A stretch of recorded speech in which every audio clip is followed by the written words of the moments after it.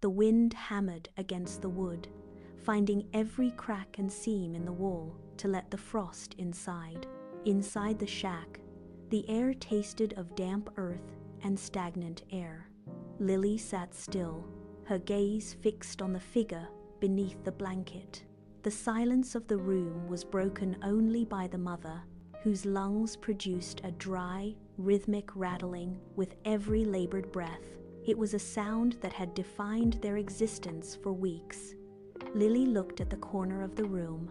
A single, hardened crust of bread sat on a plate, the only sustenance left in the house. She waited for her mother to wake, but the eyes remained closed, the skin pale and unresponsive to the cold. There was no water left to offer, and the shivering had stopped, replaced by a dangerous, listless stillness. Lily pushed herself up from the floor, her movements stiff. She scanned the room, searching for anything of value, and her fingers brushed against 3 copper coins hidden beneath a loose board. She gripped the metal, the weight of the coins grounding her as the wind outside intensified, threatening to tear the very roof from their heads. The choice was made. She turned toward the door, ready to face the gale. The door groaned on rusted hinges as Lily pushed into the gale. The air struck her face like needles. She stepped into the frozen mud, her bare skin recoiling from the icy sludge that pulled at her feet with every stride. She kept her hand clamped tight over the 3 copper coins, the metal cold and biting against her palm. The wind shoved her toward the ditch, forcing her to lean into the pressure, her body angled against the invisible wall of the storm.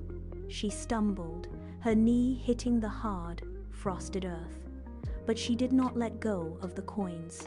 She regained her footing, breathless and shivering, and pushed onward until the dim yellow light of the bakery appeared through the swirling snow.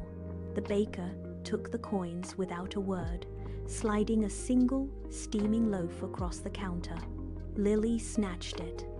The heat radiated through her palms, seeping into her frozen fingers and traveling upward to her chest.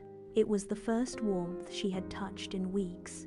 She held the bread close to her body, shielding it from the biting air, and began the long trek back toward the shack, the weight of the loaf providing a momentary, fragile sense of security against the encroaching frost. The path back to the shack was narrow and slick with ice.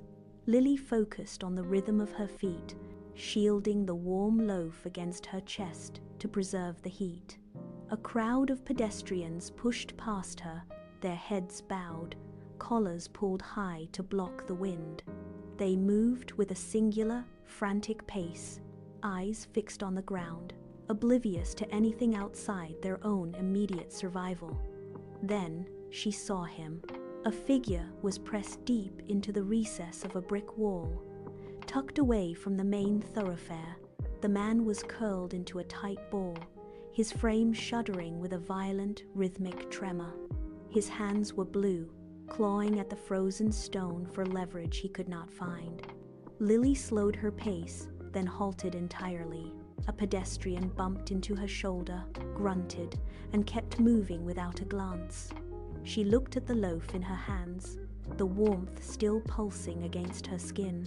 She looked back at the man. His eyes were sunken, fixed on the empty space ahead, hollowed out by the biting cold and prolonged hunger. The wind shrieked between the buildings, masking his shallow, ragged breathing. Lily tightened her grip on the bread. The choice burned in her mind, a sharp, physical pressure that made her lungs ache. She stood in the center of the indifferent flow, the bread heavy in her arms, deciding if she would walk on or reach out. Lily stepped away from the flow of the street.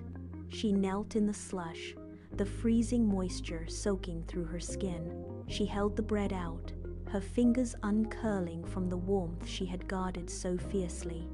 The man looked up, his eyes widened, reflecting the dim light of the street. As he reached out, His hands shook so violently he nearly knocked the loaf away. She pressed the bread firmly into his palms, closing his fingers around the crust.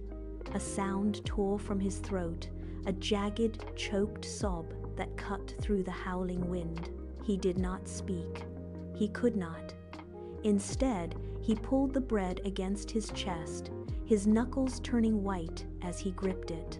Tears carved clean lines through the layer of grime on his face, falling onto the frozen ground.